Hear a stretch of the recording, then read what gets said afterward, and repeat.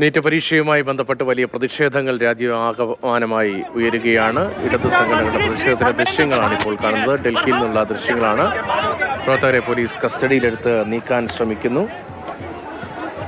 അർജുൻ പീതാംബരൻ വിവരങ്ങളുമായി ചേർന്നത്. അർജുൻ, വലിയ പ്രതിഷേധമാണോ? സംഘർഷാന്തരീക്ഷം തുടരുകയാണോ? രതീഷ്, സംഘർഷാവസ്ഥ ഇപ്പോഴും തുടരുന്നുണ്ട്. ഇവിടെ ശാസ്ത്രി ഭവനിൽ കേന്ദ്ര വിദ്യാഭ്യാസ മന്ത്രാലയം അടങ്ങുന്ന പ്രദേശമാണ്